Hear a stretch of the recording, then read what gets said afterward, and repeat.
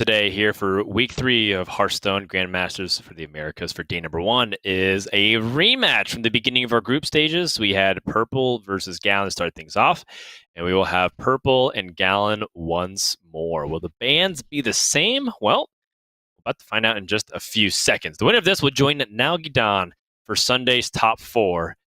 Then that will be it for the Swiss stages. We get to see who is in our top 8 and who is in our bottom 8. And then play out the brackets. And I got to say that with only 4 weeks of play, that's real intimidating for the round robin group stages because every loss hits so much harder for when you're like that much closer in danger of relegation. Yeah, it really does, and it's going to put a lot of pressure on players as we get into those round robin stage, and that's why the Swiss portion is important for a lot of players because there's a little bit less pressure being in Division A because you have a little bit more wiggle room as far as losses go. If you make it into like 7th and 8th, the relegation spots for Division A, you at least get to fight your way through relegation bracket. But, you know, I've been saying it week after week, Dan. Every match matters, whereas last season you could have a rough start and then, you know, claw your way back and still win the whole thing. Now, you have a rough start, it's that much more difficult to claw your way back and have a good finish. Yeah, that makes sense to me. So, you know, whether or not Gallon's Totem Shaman can repeat its performance, we'll find out. Oh, yeah. Yeah. I mean, you look at the Totem Shaman, and it is one of the most lean decks out there. We almost don't need a second column for this deck because there's only two cards, but there's singular copies of it. Flame Tongue Totem and a Vicina. I think that we need to add another Flame Tongue Totem and cut the Vicina. Just for cleanliness of the graphic. Oh yeah, for purity. Only the purest of Totem Shaman players would appreciate that. But yeah, Gallon with a very lean, mean Totem Machine. And honestly, that's a very solid curve. Sludge Slurper, giving you the ability to have lackeys, and then you can use stuff with Evil Totem, or you can just hold on to it and play Evil Totem on 2. But I do always find this dynamic a little bit hard. So it looks like Gallon's going to throw away the Sludge Slurper because he does prioritize the Evil Totem. So the way I originally built Totem Shaman at the very beginning of this expansion was to play a quest-based version of it, because things like Splitting Axe was a battle cry, and I always just thought it was super funny to get like Evil Totem out and like buff it and like copy it and progress the quest. But Gallon's unhappy to see that Battle Mage because now he can't play the 0/2 Totem. Oh no! My opponent played a card and now my entire deck isn't good. I mean, kind of. Yeah, I mean that's also what players thought about all the Highlander cards that were being printed and French Caliber. Oh no! I mean, this is where the Serpent Portal comes in, though. Yeah, but yeah, Brightwing is an idiot. Gallon kind of was really hoping that it would absorb all of the attacks. Purple with the Tempo Zephrys, it offers him like Flame Imp, I guess. Backstab might also be worth considering. He just wants a board. You just need to kill totems every turn, and having a board is what gets you that. Gallon's just getting flashbacks to the first series that they played against each other. Yeah, you can't sneak it. Can't sneak it past Purple here. And Gallon, I think Gallon's considering conceding at this point. He's just like, what does this deck even do if I can't snowball on turn 2? As long as there's Totemic Mites, there's always a chance. Alright, there's no chance. Alright. This looks very close to over. No. You Evil Totem, Totemic Might, Beaming Sidekick. Okay. And then that Evil Totem now has 8 health. Hey, okay. I got you, friend. And that does nothing. Faceless Corruptor will just shut that down, and Gallon concedes on turn 5. I'm so upset. Purple takes game number 1 very convincingly with the Highlander Hunter. And that will bring us to game number 2 super quick today. This is what happens when I guess you don't really allow classes like Priest and Warrior to be on the table, considering that those are decks that very often go towards the late stages of the game. Unless, of course, you just like overwhelmingly run over your opponent with a Warrior tempo play, but often isn't really the case.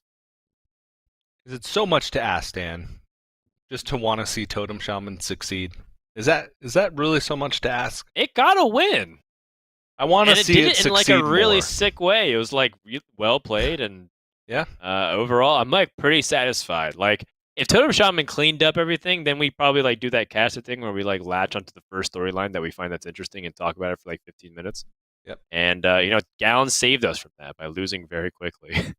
Well, I don't know. With the Totem Shaman, it's like we had a very fulfilling entree for that meal, and then they brought us a 3-year-old piece of chocolate for dessert, and that's just really disappointing. Even though it does not take away from the fact that the entree was delicious, it just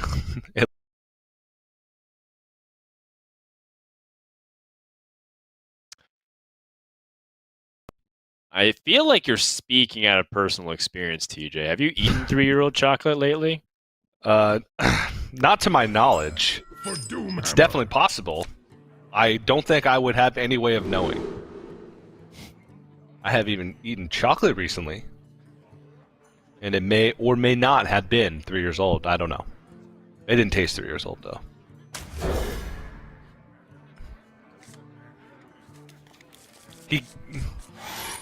Oh, wow, he's queuing it again. He queued it again, and he kept Totemic Might, Totemic Surge. Oh, but this time, he's got the Surge Tempest. Yeah. The elemental that gains +1 attack when he is overloaded. Oh, and he's got the Splitting Axe. And Purple doesn't have the Battle Mage on 1.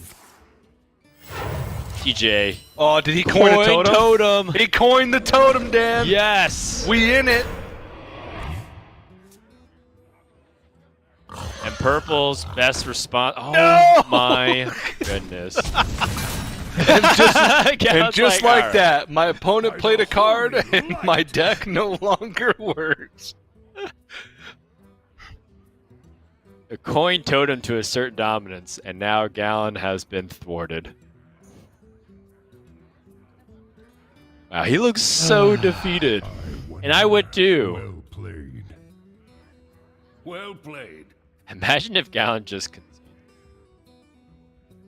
He still has a very reasonable play. This double Surging Tempest is by no means like a bad play. It's very solid. It's just that it feels demoralizing because it felt like, oh, okay, this one. Right here. Yes! This is the run. Right here. And then finally, you're like, the stars aligned, and then just all hope becomes despair.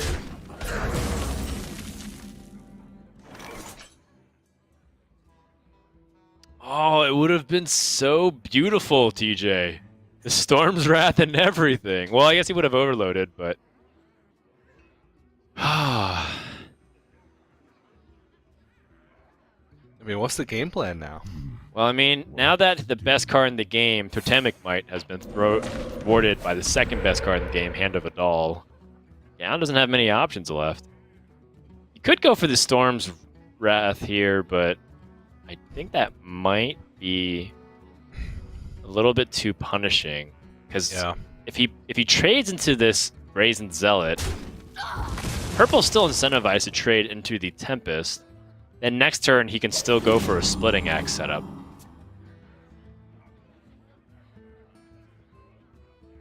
Unless, of course, Purple draws a weapon and destroys everything. Oh, okay, he's giving him a chance. He's leaving up a totem. He's giving him a chance. He left up a totem, Dan. Now, does Gallon go for it, or does he hold? This is actually a debate. It's not actually a very clear, like, automatically just throw down your stuff and copy it with Splitting Axe. No, because you're not really copying that much good stuff. Well, what if Not he just, yet, at least. Yeah, he can Storm's Wrath and then Totemic Might and Surge here. Yeah. And then still have Splitting Axe for next turn. But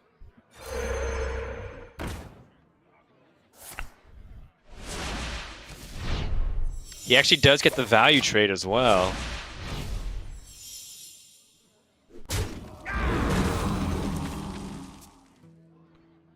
And then purple can answer through any number of things. He had Zephyrus. He could have like Zephyrus Shadow Word Pain and just trade over. Okay. What can we do? We can Serpent Shrine Portal. Find a Mana-Tide Totem. Okay, okay. Okay, Mind Flare, not the best.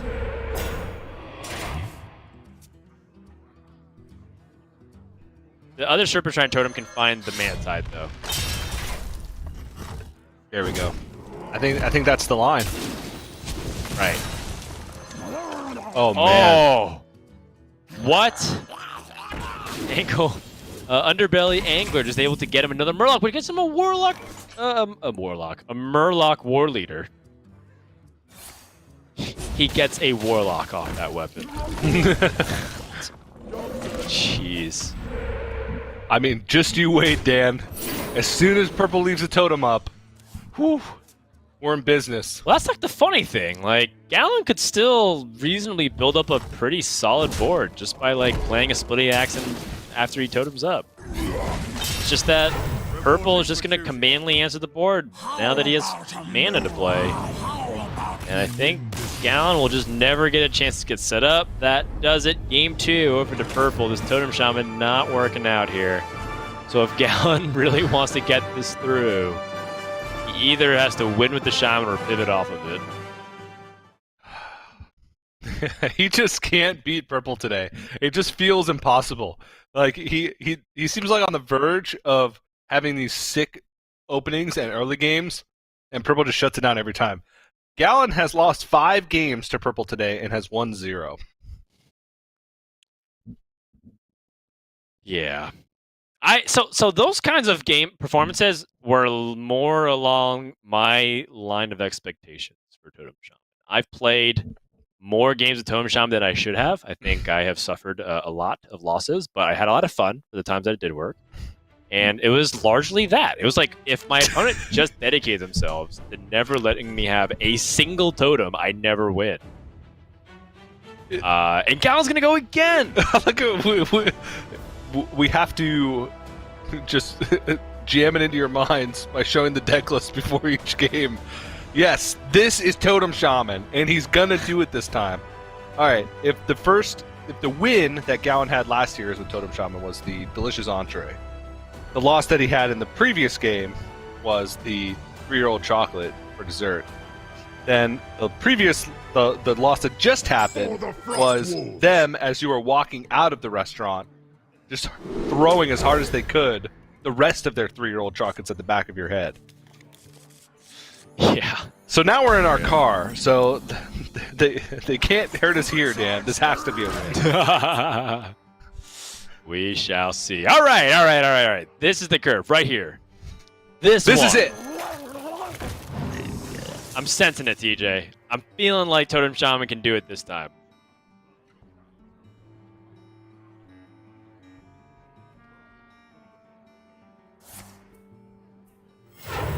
I think I want to play for maximum board pressure. Oh, he's mutating? Yeah, mutate the 1/1. Wow. Well, Dan. I guess. Never mind. This wasn't the. This. Well, Dan, it happened again. Sludge Surfer is actually card, a really and all of a sudden draw. my deck doesn't work. Sludge Surfer is potentially a really big draw. If he's able to find a lackey that can have high impact right here. Oh, he's not going to go for it. Okay, because he wants the portal. Okay. And then purple just gets the value trade. Okay. And then Gallon gets the overload in the trade. So this ends up working out really nicely here. Good spot by Gallon. I think I would have overreacted to the Sludge Slurper top deck. Really good move and patience there. Oh my goodness. This is going to pay off. TJ, is this happening? I'm starting to get the butterflies in my stomach. He's got to focus, though. All right. Don't get too cocky. You go for max on board presence. There's things to think about. There's Mogu Flesh Shaper math. There's what can my opponent do to punish if I play Manatide. If he plays... Yeah, if he does play 2 minions, he is vulnerable to a Mogu Flesh Shaper. Because the Mogu Flesh Shaper will go down to 3, and then he trades into a rabbit, and it goes to 4. Yes. In fact, that would be a very big punish, because he would be able to Desert Hare and then play Mogu Flesh Shaper. Have we done it? Have we successfully stuck a totem onto the board? Nope. We were so close! Oh no. We were so close.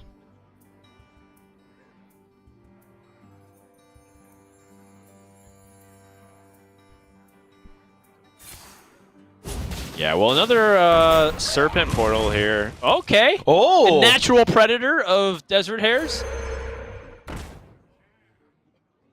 Okay.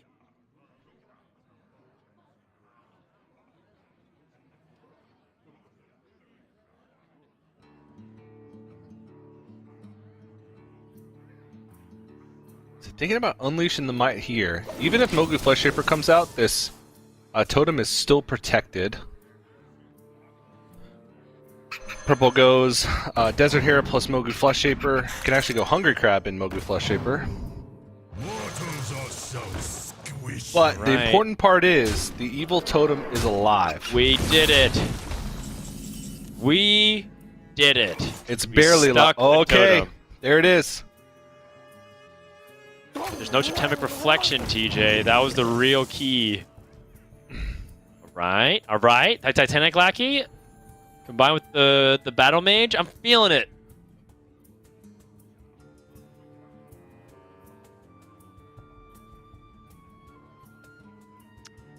He wants to kill the Mogu Flesh Shaper.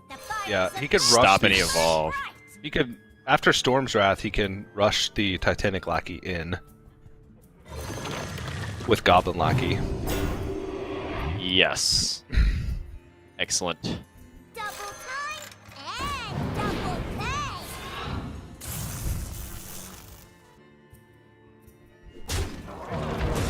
And gets to keep the Lackey value going. Purple needs actually some type of pickup that impacts the board here, or Gallon could run away with it and unleashes the might.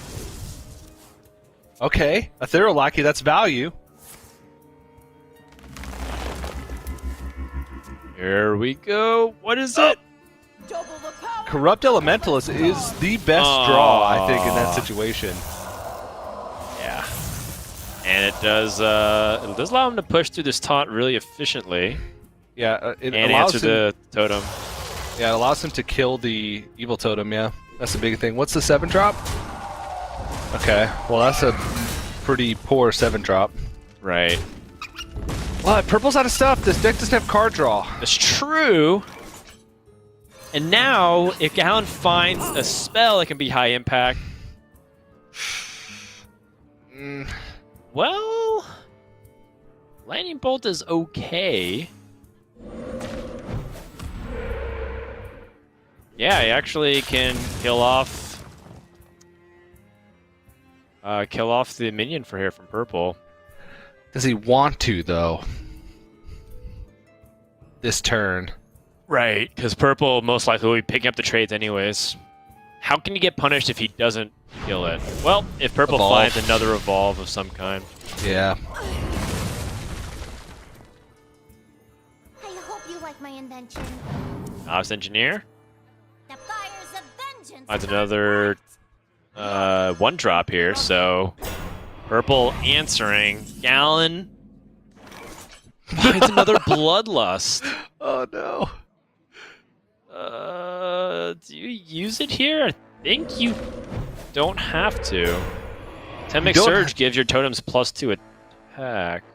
Yeah, but do you really want to... I think the Bloodlust is harder to use. I mean, unless he thinks that his best way to win is setting up like some kind of double Bloodlust. Right, on turn 10. On turn 10? But... if he doesn't answer this Dread Corsair, he's going to lose the board. Yeah.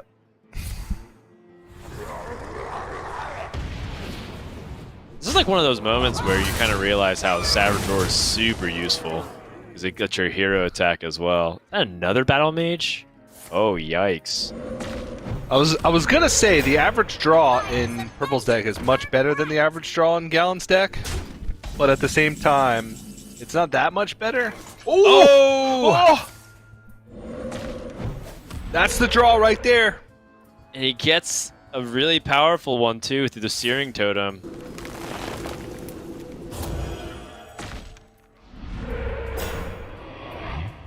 Totemic Surge. This is a real board now all of a sudden. The Purple has 16 cards remaining. Job's done. Galakron is one of them. Okay, that helps. It's a 6/6, but is he dead? Oh, nope. Oh, totem. I don't think he was dead either way. 11, 12, 13 plus 12. He would have been dead. Yeah. Is he still dead now? I think he's still dead. I think he's still dead. Totem Shaman just kind of coming out of nowhere, and Gallon throwing up the hands. Cash me outside. Me and my totems, we got this. I feel a lot better now, Dan. I'm satisfied. Yeah, Gallon can lose now. I won't. It doesn't matter to me. Totem Shaman. Yeah. What a game. What a game. What a roller coaster of a game, too. Yeah, that was very funny. That was very funny. Well, either way, after 3 games, we finally got that first Shaman win, but the fact remains Gallon still has to win 2 more games. Yep. So we have his Hunter, his Dragon Hunter, we have his Spell Druid, and we have his Murloc Paladin. And all of them have shown moments of weakness today. Obviously, the Hunter losing earlier this series, but the Murloc Paladin feels like it's super all in. And like he had to rely on some amazing McGurgles to get him out of that situation against Eddie. And then Druid's just kind of been struggling all day. And it's definitely a scary situation still for Gallon, but I think he can still do this. Yeah. I just don't think his Murloc Paladin is really much of an option. Purple has Hungry Crab in both of his remaining decks. Now, granted, that's not like the end-all be-all to the deck, but if they do happen to have that at some point in the early game, it's very difficult to come back from that. But we'll see. Gallon's still an uphill battle left, and it looks like he's going to go with his Hunter deck, and Purple is going to play the Shaman once again. Okay, And well, Blazing Battle Mage start on the play is great. Yes, this is a very good start here for Purple. What on earth? It's a 1, 2, 3. Gallon, meanwhile, has a lot more to consider because he does have his double Face Stalker. I think the second one is overkill, considering that you usually want one of the reason why you have 2 of the Face Stalkers is to draw only one of them. Or if you are able to somehow, spike a Ingenuity and just have like this Face Stalker dominate the board. Yeah.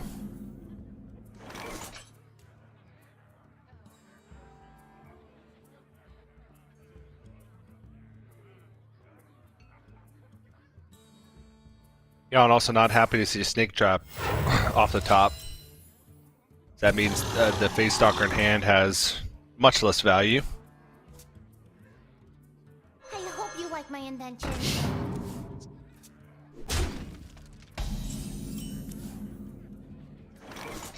So the hero power here,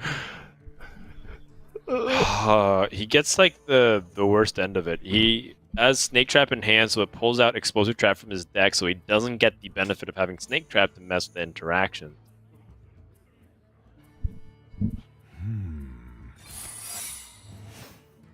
Oh, interesting. Yeah, the Snake Trap from hand actually does complicate things because it makes Purple worried about the implications of the Snake Trap, and if he does attack into it, he misses out on the, or he lets Gallon be able to get that other secret out. But it being Snake Trap also means that Purple gets the Logstruck Clacker value. Yeah. I don't know, overall I think that's a win Purple, because otherwise his turn 3 would have been just Right. play a 3-3. And maybe Purple... Oh my god! Oh, here it is, Dan! He has the Desert Hair Evolve! So this is the, we were so tunneled on the excitement of Totem Shaman that last game that we forgot to talk about the excitement of the evolved Galakron Shaman with Bog Spine Knuckles. Who knows what's in the box?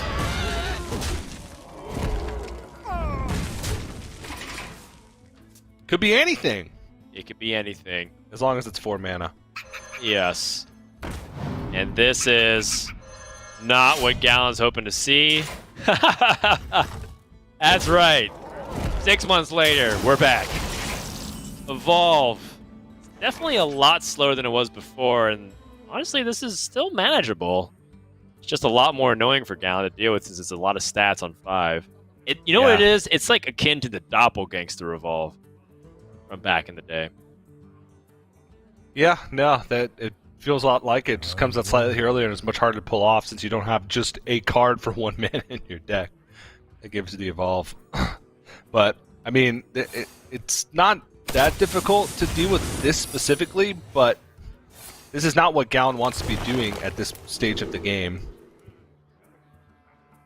And I don't particularly like any of those options. Yeah, and I'm actually considering another tracking here. Yeah. Just because Dormant Sharpshooter and Fairy Dragon, we already kind of have those on board, and we don't really need to play more lower curve. I kind of want to actually just find some top end to reverse this. Otherwise, I'm just going to get overwhelmed. Because we do need to trade down on this board.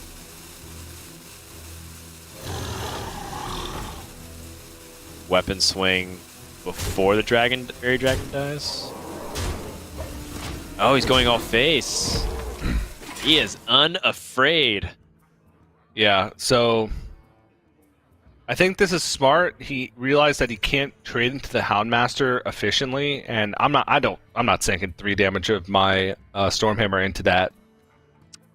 Yeah, the only thing is that there's another attack coming with the weapon, and I feel like this is a very easy way to kind of get punished by another big setup. Corrupt Elementals comes down. Get some easy trades on the threatening minions. Now he gets 3 5-drops and a 7. Yeah, he gets to attack a 1/1 here. Oh boy. Wow, and that's way better. It gets an exotic Mount Seller. Although the starting Buzzard isn't anything amazing. Oh no! Hold on. The Stone Tusk board.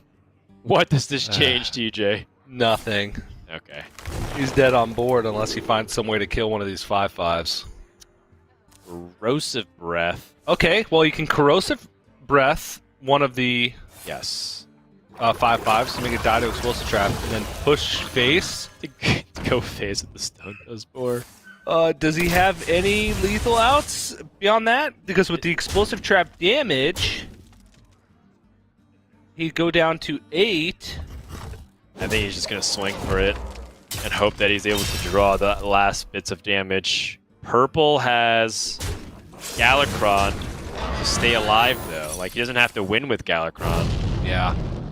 He has Galakron to gain 5 life and summon 4/4 rushers, and I think that pushes Gallon out of the game. Yeah. Let's see the next draw. Well, what the next draw would have been from Gallon if he would have. Nope, he won't see it. Because he put him at 5, so he set him up for either Kill Command or for the second Stormhammer to be lethal. So that was like the best setup that he could have had. given the circumstances, but alas, even though Galen was able to muster a win with Totem Shaman, couldn't get the aggressive Dragon Hunter across the finish line. Yeah, so that will do it. Purple wins 3-1, and a valiant effort by Galen to rep the Totem Bros, but alas, he will have to settle with a top 8 for this week after winning the previous week. But not to shake anything off of Galen here. He still end up with a lot of points for last week's win and this week's top 8. But Purple needed these points, so this was a huge win for him. Yep. The win option is still open for Purple, which would be the 6 points, which I think is, once everything shakes out for the end of the weekend, might be one of his only opportunities to make it there because of his performances in the previous 2 weeks. So he still has important matches tomorrow, and I don't think he can just say, all right, top 4 is good, let's take it easy on Sunday. He's really got to buckle down and try and get that number 1 spot for this week and bank those 6 points. Yep, definitely. So that brings us to the end of America's Group A. Tomorrow for Group B, we're going to have a little bit of blast from the past. In week number 1, we had Muzzy and Saiyan both in Group B, alongside Eddie, and I believe Empanizado. Now this time we have Saiyan and Muzzy and Monsanto and PNC.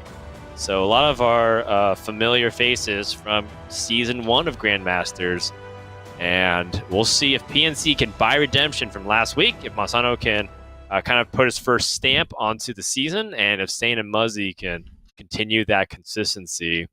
And we know Saiyan is close to that break point of being safe in the top 8, but Muzzy needs to move up. So big wins on the table for everybody tomorrow.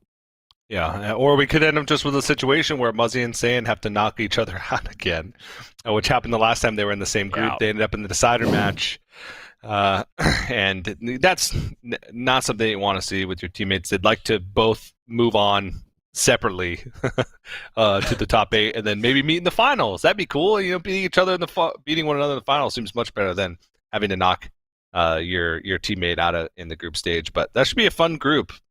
Because I also think that we might have some differences in decks, at least from today, or at least in archetypes. Not too much, and some of the decks that do have differences we may just not even see. But it should be. I had a lot of fun today, rooting for Totem Shaman and watching the Galakron Shamans just run out of cards by turn 8. It was refreshing, I guess. It's the best way to put it. Yeah, it was pretty wild indeed. Well, that's going to wrap it up here. So a big shout out to T-Mobile. Thank you for helping us stay connected during these hard times. And thank you to the viewers who were able to tune in and watch a fun day of broadcast. But we're just getting started. Tomorrow, we're going to start the same thing for Group B in Asia Pacific, Europe, and Americas. And then Sunday is the top 4. If you missed any part of this broadcast, make sure to check out everything over at playhearthstone.com/esports. And the VODs are here at youtube.com/Hearthstone Esports. TJ, myself, and everybody here at Hearthstone, thanks for watching, and we'll see you next time for more Hearthstone action. Hearthstone Grandmasters is brought to you by T-Mobile, helping you stay connected to what matters most. Learn about T-Mobile's COVID-19 response on T-Mobile.com.